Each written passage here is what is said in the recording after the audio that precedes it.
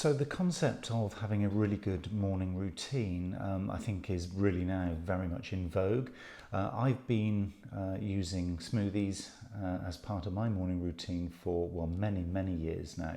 And for me, it's a really huge starting point for any consistent kind of day. If you know me well, you'll know that I really enjoy consistency and good balance and a nice just kind of flow to life and to everything really. And that's my version of mindful living. Yours might be very different, but what I'm very interested in is what is your morning routine? If it is, I make a piece of toast, I grab a coffee and I run for the door, it's probably not going to be of interest to me. But if it is something a little bit more sort of balanced, a little bit more consistent, and something that really enables you to fuel the day that you have ahead, then I'm definitely very interested. What I thought I would do, rather than share with you some of the meditation and sort of yoga stretching that I do at the start of most days, I'm not completely obsessed with this. This is not every single day, but it is most days. What I thought I'd do is I would share with you my smoothie routine, which has become a real kind of mantra for me, and it allows me to be sort of really consistent, but actually give myself the best chance to have a really great day ahead. So I thought I'd share with you my little recipe, and I'd be very interested to know if you do something similar, or maybe something completely different. Would really be interested to know kind of what you do as your kind of morning habits. So my smoothie recipe, it's a green recipe and it will end up in here, so that's kind of where we're headed. First ingredient is my banana. I tend to go for bananas that are slightly less ripe. It tends to make the consistency of the smoothie quite good, so I always sort of tend to go for something that's a little bit sort of underripe, as it were, but any kind of banana really works. So I'm putting in sort of three sort of pieces of that really to get things started. Next thing on my list is a really important ingredient, which is ginger. Ginger is very much widely known as obviously a root that really enables really great digestion. And if you're looking to allow your smoothie to really kind of absorb into your body in the most efficient way, and also then really sort of, again, as we say, kickstart your day in a really positive way, then certainly using ginger, and just really a small amount of it. We're looking at the fresh root here, so we're not looking at ginger powder or anything like that. This is the fresh ginger that you can find in pretty much all supermarkets.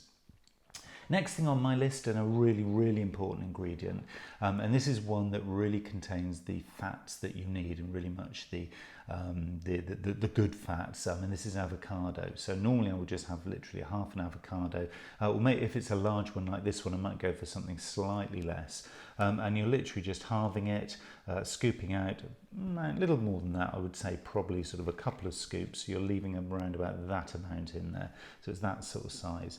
And as you can see, I'm quite sort of flexible really with the way that the smoothie starts to kind of manifest in the mixer in front of me. I'm not measuring this stuff out. For me, it's much more about just getting the flow, making sure it kind of feels right. Obviously, being a green smoothie, it's based around sort of green vegetables and some supporting things and some little secret things, which I'm going to show you in a moment.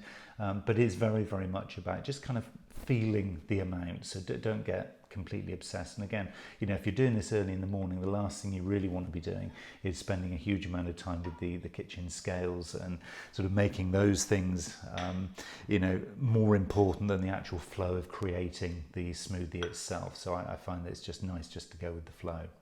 Another thing that I will sometimes put in to this, and again, you can use this or not use it. You can use a lot of it if you love chili, or not very much of it, or none at all. Again, go with the flavour that you like. And I would suggest that if you're starting out doing this, that you would go with a very small amount, but just literally a small amount of green chili. Again, gives that real sort of kick start to the day, works really well with the ginger. So I'd say that those two things really go very nicely sort of hand in hand.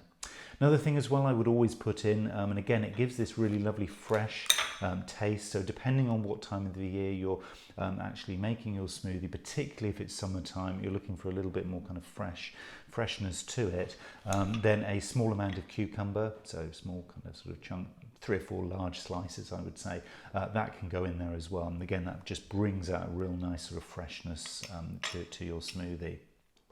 Then one of the really key ingredients, and this is where the whole kind of health element sort of kicks in, fresh green spinach. So lots and lots of green spinach, and in many ways as much as you can sort of squeeze into your blender. And the spinach is very much obviously part of your 5, 6, 7, however many it is a day that you go for.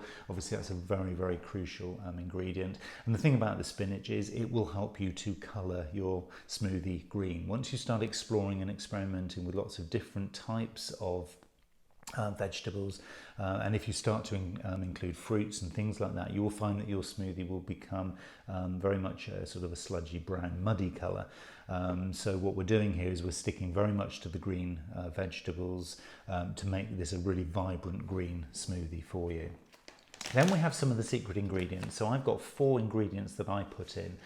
These are chia seeds. The trick rather with chia seeds is to not use too many.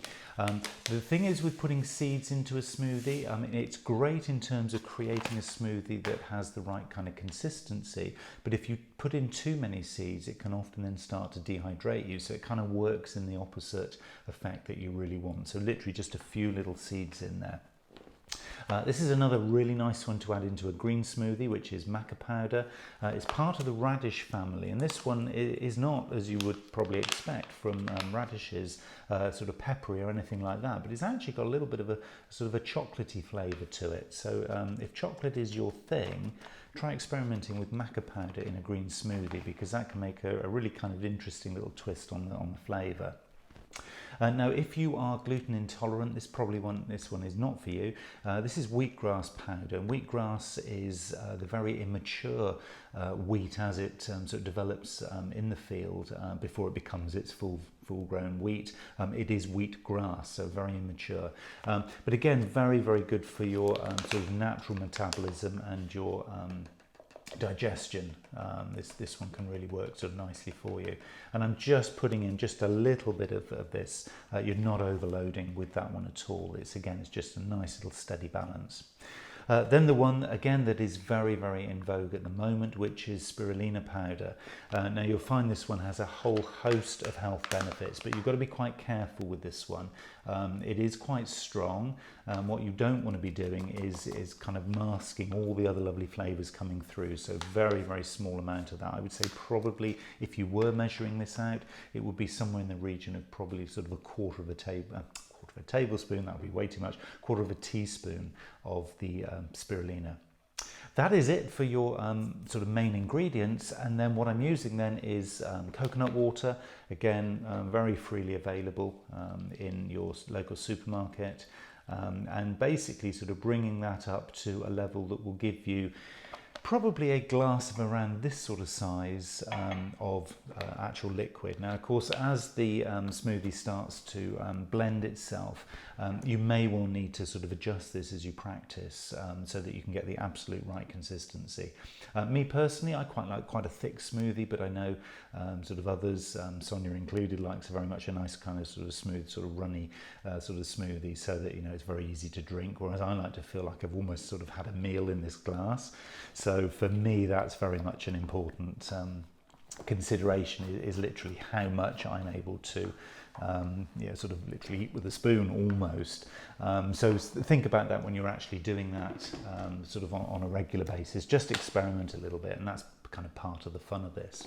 So what I'm doing now, and I won't be able to talk through this because this is a Nutri Ninja, which is a rather powerful, you don't have to necessarily have a super powerful smoothie blender, but if you do, then it gives you an opportunity to really sort of create a smoothie that has a really sort of good consistency. So you won't hear me just for a few moments, and this one will probably knock your socks off, so listen to this one.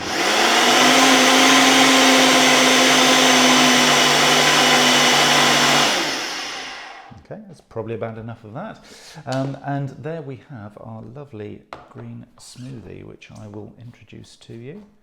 And you will see the absolutely amazing colour. When I pour this out into this, you will see the amazing colour that comes. And if you can see the way that that's pouring, for me, that is just a really nice, smooth smoothie consistency. You know, there's very, very few little lumps in there. If there are lumps, do you know, it really doesn't matter.